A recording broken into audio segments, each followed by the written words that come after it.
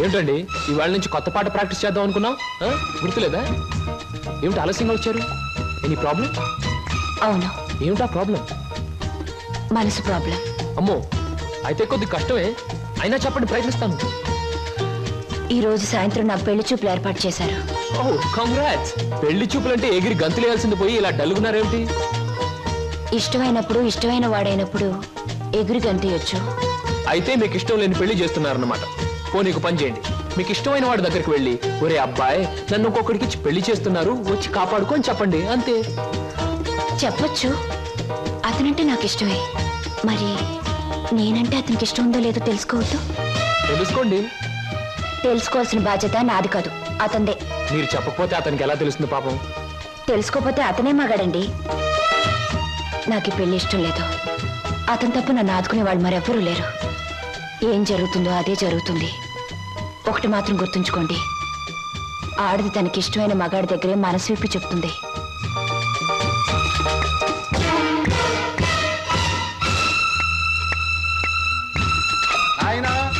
చెప్పింది నీకేమన్నా అర్థమైందా? ఇంకా వివరంగా ఏమైనా చెప్పాలా? అక్కర్లేదు, అర్థమైంది. ఇవాళ సాయంత్రం పెళ్లి చూపులు డైరెక్ట్ అటాక్. హర హర మహాదేవ శంభో. ఏంటండి అంత కట్టుకేశారు? జరుచుకున్నానండి. క్షమించండి. ఏదైనా చెప్పబోయే ముందు, ఏ శుభకార్యమైనా చెయ్యబోయే ముందు శక్తి వంచన లేకుండా ఆ సర్వేశ్వరుణ్ణి స్మరించడం నా కలవాటు. అలాగా. బాబు, నీ పేరేటి? ఏం చదువుకున్నావు బాబు? ఒక బిఏ. ఆ అబ్బాయి గారు సమాధానం చూస్తుంటే హోటల్లో సర్వర్ లాగా ఉంది. హర హర మహాదేవ శంభూ. సరిగ్గా సమాధానం చెప్పరా, లేకపోతే ఇంటికి వెళ్ళిన తరువాత తిట్టిన తిట్టు తిట్టకుండా తిట్ల కత్తితో తూట్లు తూట్లుగా పొడి చేస్తాను. ఆధునిక కాలం కదా, ఈ కుర్రవాళ్ళందరూ తిక్క తిక్కగా సమాధానం చెప్తారు. అదొక స్టీరు. అసలు వీరెవరు అనుకుంటున్నారు? వీరు ముత్తాతల వారు వీర విహార విజయ వెంకట వరకుమార వరప్రసాదరాయలు వారు. బ్రిటిష్ వాళ్ళు రాజ్యం అప్పగించమంటే ఉగ్రుడై తన కరవాలని ప్రచండ వేగంతో ప్రయోగించి ఆ పరభాషా దాహా తప్తులైన నీచుల్ని ఇళ్ల వరకు వాళ్ళ తుల్లులు గుర్తుచ్చేలా తరిమి కొట్టారు. పాపం, యుద్ధంలో కత్తులు గుర్రాలు పోయాయి, ఏనుగులు పారిపోయాయి. ఉంటే చూపించుండేవాడిని. నిజంగానా? శంభూ, అబద్ధానికి మా వంశానికి మధ్య పచ్చగడ్డి, నీటితో తడిపిన పచ్చగడ్డి కాదు, మంచులు నానవేసిన పచ్చగడ్డి వేస్తే కూడా బొగ్గు బొగ్గున మాడి మసైపోతుంది. ఇక పెళ్లి కుమారుని తండ్రి గారైన వీరు మద్యపానాన్ని నిషేధించాలని ఘోషించి ఘోషించి ఆ దీక్షలో ఏకాగ్రతలో సరాగ్రతులైపోయిన క్షతగాత్రులు, గౌరవ పాత్రులు. బాబు, 8 ఆకుల వెంకట్రావు, వెళ్ళి అమ్మాయిని త్వరగా తీసుకురా, రాహుకాలం వచ్చేస్తుంది. చూసేదేంటండి, మీరు అనేది తాంబూలాలు తీసుకుందాం. శుభో. సంప్రదాయంగా జరగకపోతే దేవతలకు కోపం వస్తుంది. నా పెద్దరికంలో జరిగే పెళ్లి సక్రమమైన పద్ధతిలో జరగాలి. వెళ్ళి అమ్మాయిని తీసుకురా.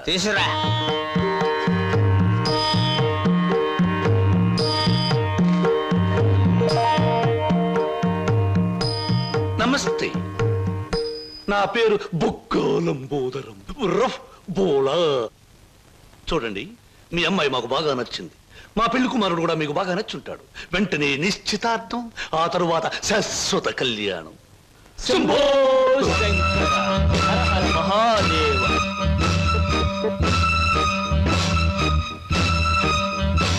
బొక్కాలంబోదరం గారి ఆధ్వర్యంలో జరుగుతున్న ఈ మాయా బజారులోని పెళ్లి చూపులు, చూపుల చూపులకు పచ్చదనం, కొందరి వీపులకు వెచ్చదనం. So everything okay? Shambho Shankara. పెళ్లిళ్ళకు ప్రోగ్రాములు పెట్టిస్తారు గాని పెళ్లి చూపులకు కూడా ప్రోగ్రాములు పెట్టిస్తారు అనుకోలేదు. ఇంతకీ మిమ్మల్ని ఎవరు పిలిచారు? అవసరం అనుకుంటే, పిలిచినా పిలవకపోయినా మేమే వచ్చి ప్రోగ్రాం పెట్టి వాయించేస్తాం. డొక్కాలంబోదరం గారు.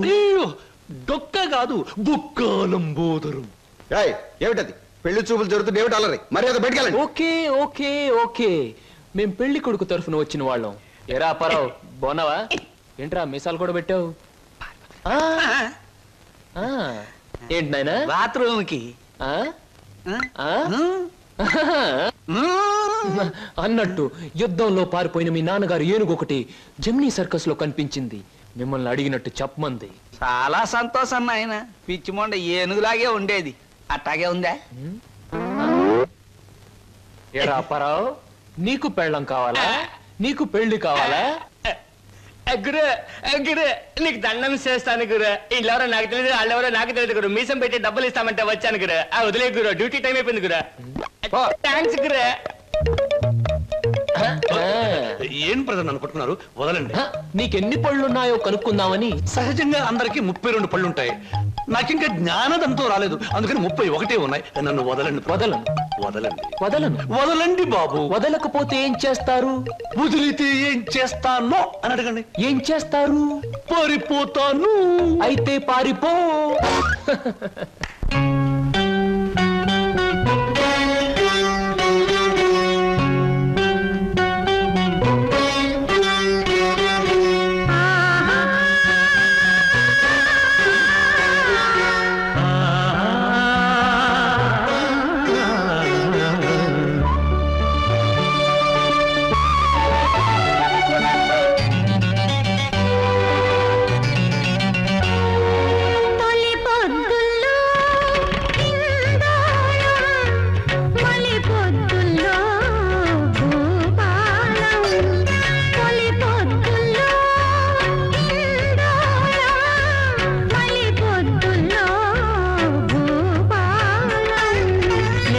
మారిన నీ కోసం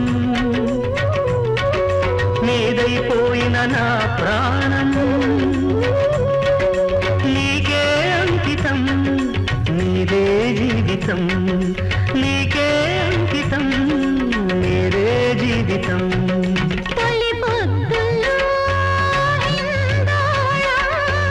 మలి పొద్దుల్లో భూపాలం.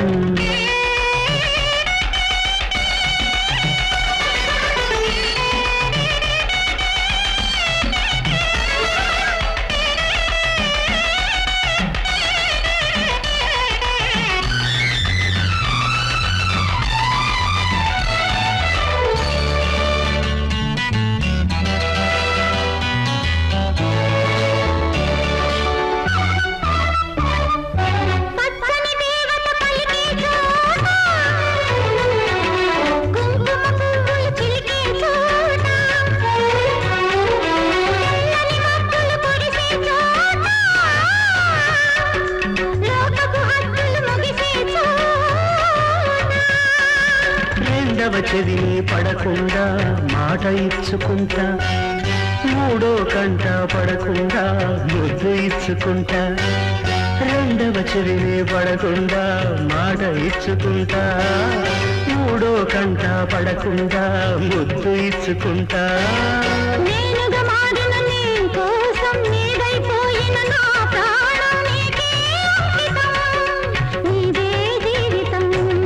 తొలి పొద్దుల్లో ఇందోళం, మలి పొద్దుల్లో భూపాలం.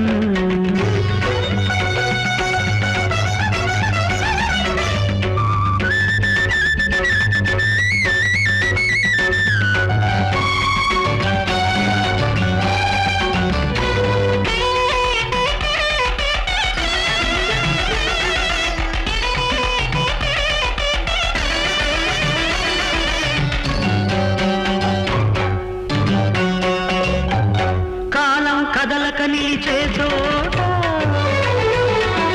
కడలే అలలను మరిచే చోట,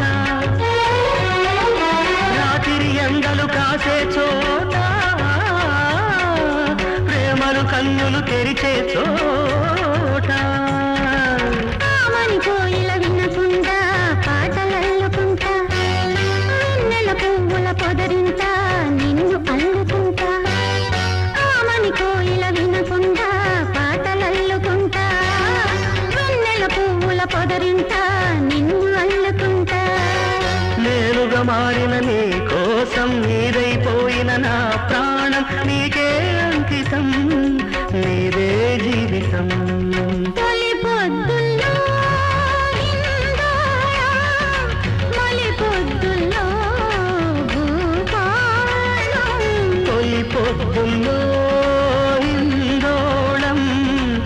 పాలి పొద్దులో భూపాలం. నా కమిషన్ 400. నువ్వింతవరకు తీసుకొచ్చిన 96 కేసుల్లో ఈ షరతులన్నీ సరిపోతున్నాయ్యా. ఆ ముఖ్యమైన షరతుల విషయంలోనే తేడాలు వస్తున్నాయి. ఇంతకీ ఆ అమ్మాయికి మా సినిమా రాకేశం తట్టుకునే శక్తి సామర్థ్యాలు ఉన్నాయా లేవా? మీకు విషయం తెలుసా? తెలీదే. అస్సలు ఈ అమ్మాయిని తట్టుకునే శక్తి సామర్థ్యాలు మీ ఆవిడ గారికి ఉన్నాయా లేవో ముందా తెలుసుకోండి. నా కమిషన్ 400 నాకు ఇవ్వడానికి ఏ అభ్యంతరం లేదు. ఇంతకీ అమ్మాయి ఎక్కడ ఉంది? రైల్వే స్టేషన్ లో ఉంది. అడ్రస్ ఇచ్చాను, ఈ పాటికి వచ్చేస్తాను. ఆహా.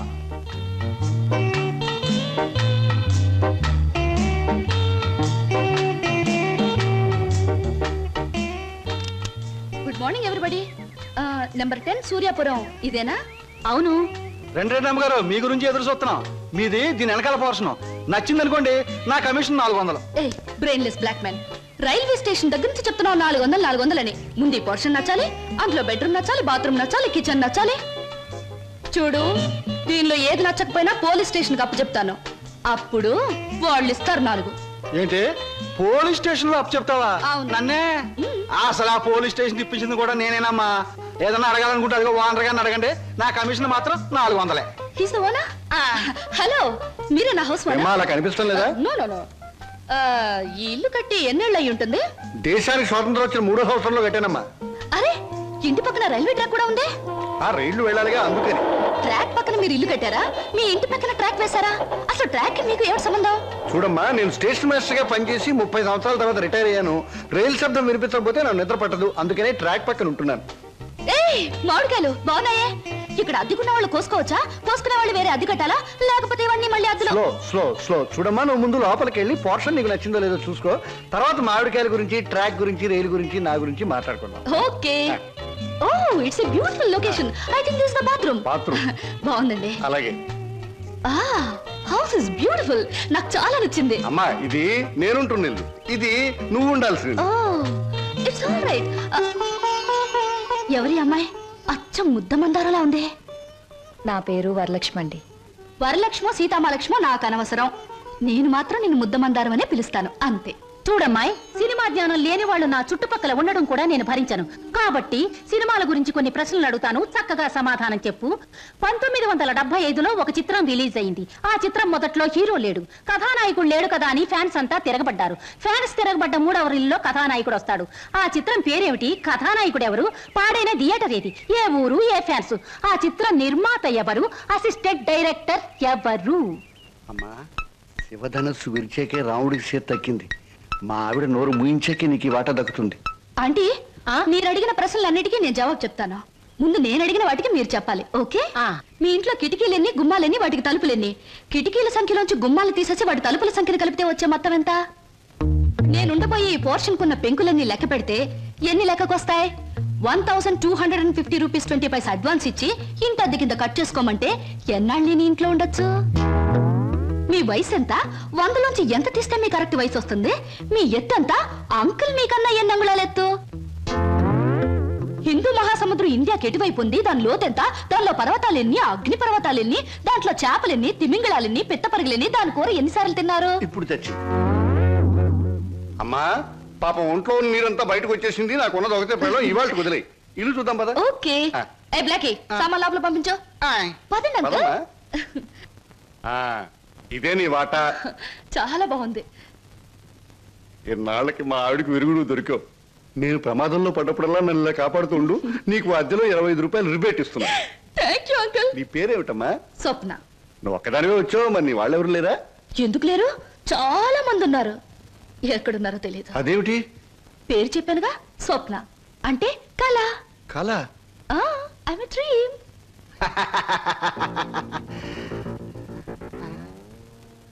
ఇలా చూస్తుందంటే ఈ చిన్నబాబు నా మీద దూకుద్దేమో. 1965లో అక్టోబర్ నెల 2వ తేదీ శోభన్ బాబు నటించిన చిత్రం శుక్రవారం రిలీజ్ అయింది. ఆ చిత్రం పేరేమిటి? పరుగు పందు. నా కమిషన్ వద్దు బాబోయ్, నా కమిషన్ వద్దు బాబోయ్. హాయ్.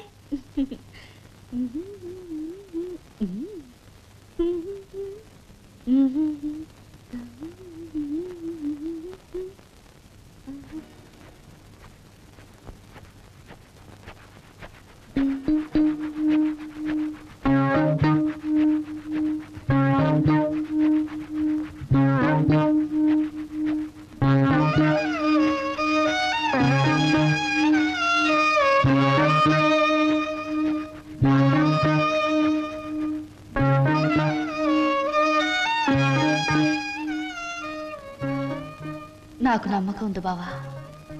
ఏదో ఒక రోజు నిన్ను నాకు దూరం చేసిన ఈ రైలే పెళ్లి పల్లకి అయి నిన్ను నా దగ్గరికి తీసుకొస్తుంది. I know it, I believe it.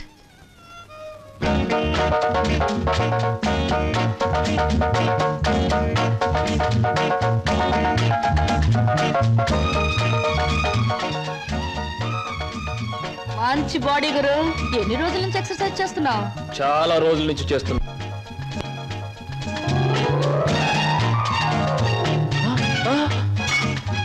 నీ పేరు చెప్పు, ఏమిటి? అదేంటి గురు అలా చిరాకు పడిపోతావు? బాగా చేస్తున్నావు, చేయవా? ఒకసారి చూస్తానా? ఇదేమైనా సర్కస్ అవురునే చేయడానికి? చూడు గురు, పొద్దున్నే లేచినప్పటి నుంచి రాత్రి పడుకునే వరకు మనం అందరం చేసేది సర్కసే. నా పేరు స్వప్న. నీ పేరు? నా పేరు వీర వెంకట విజయ శ్రీనివాస వరప్రసాద్. పూర్తిగా పిలవలేని బద్దకస్తులు శ్రీను అంటారు, ముద్దుగా పిలిచేవాళ్ళు శ్రీనివాస్ అంటారు.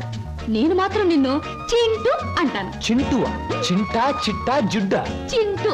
అవును గురు, నీ గురించి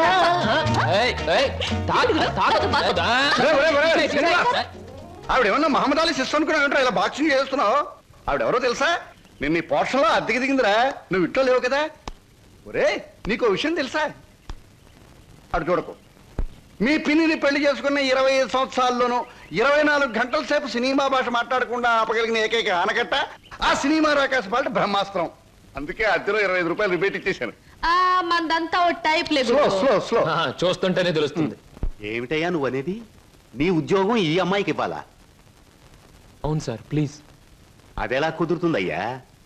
నా ఇంటర్వ్యూలో ఎక్కువ మార్కులు వచ్చిన వాడి నువ్వు, ఈ అమ్మాయి కంటే ఎక్కువ అర్హతలు సర్టిఫికేట్స్ ఉన్నవాడి కూడా నువ్వే. సార్, చదువుల్లో నాకు ఫస్ట్ ర్యాంక్, ఆటల్లో గోల్డ్ మెడల్, ఇవన్నీ నిజమైన అర్హతగానే మీరు భావిస్తే ఈ అమ్మాయి విషయంలో అంతకంటే గొప్ప అర్హత ఉంది సార్. అర్హత? అంత గొప్ప అర్హత ఏమిటో? ఈమె ఆడదు సార్, నిస్సహాయమైన ఆడది. ఉద్యోగం లేకపోతే నాకంటే ఎక్కువ బాధలు పడవలసిన ఆడది. ఈ అర్హత చాలదా సార్? మీరు చెప్పిన ఇంటర్వ్యూ పడవ నుంచి నీటిలోకి దూకి చావడం మంచిదన్నది ఆమె పరిస్థితి. ఈదుకొని గట్టుకు చేరగల ధైర్యం నాది. అందుకే సార్, ఈ ఉద్యోగం ఈ అమ్మాయికి ఇచ్చి ఈ ఉన్న పడవ మునిగిపోకుండా చూడండి. ఈ ఉద్యోగం నాకెవడం కన్నా ఆవిడకిస్తే నాకిచ్చినట్టే భావిస్తాను. Good, very good. ఈ రోజుల్లో తనకొచ్చిన ఉద్యోగాన్ని ఇంకొకరి అవసరాన్ని గుర్తించి ఇవ్వడం అనే గొప్ప విషయం మొదటిసారిగా చూస్తున్నాను. I'm accepting your request. Thank you sir, thank you very much. అవును, నీకొచ్చిన ఉద్యోగాన్ని ఈ అమ్మాయికే ఇవ్వాలని ఎందుకు అనుకుంటున్నావు? ఈవిడ ఈవిడ ఈవిడ అదే ఆవిడ. కాస్త చెప్పు. నేను చెప్పను.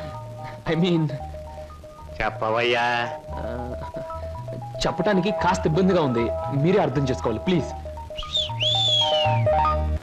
అత్తమ్మారు,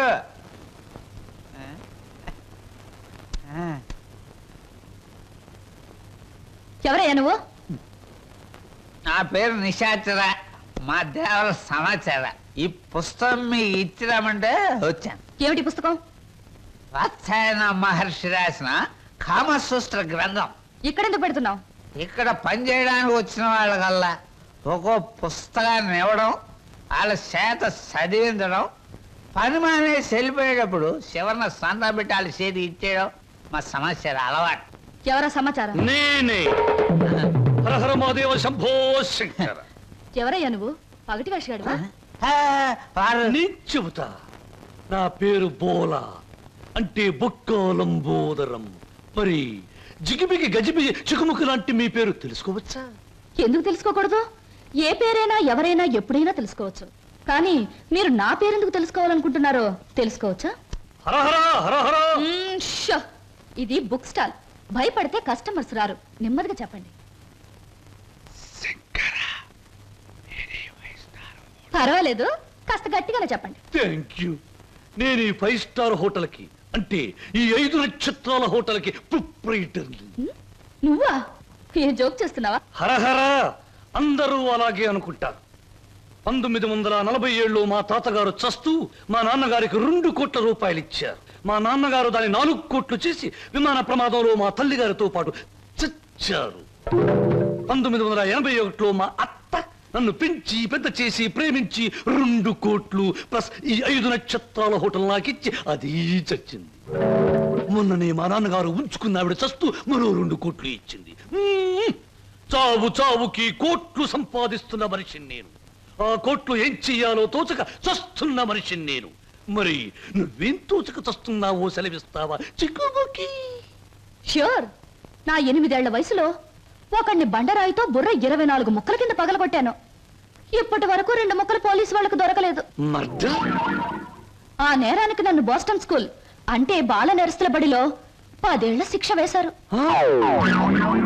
హరహరమదేవ శంభో శంకర. ఇంక చెప్పొద్దు.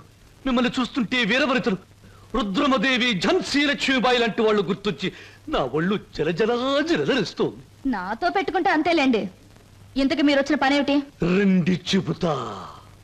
నిశాచర ఏం సమస్య? ఆ అమూల్యాన్ని ఆమెకు అందచేయి. ఈ బుక్ స్టాల్ కు వచ్చిన ప్రతి అమ్మాయితో ఈ పుస్తకాన్ని చదివించి డిస్కస్ చేసి డిగ్రీ ఇస్తాను. సర్టిఫికెట్ మీద సంతకం పెడతాను. అలాగే నీతో కూడా. చదివితే పోలా? చూద్దాం.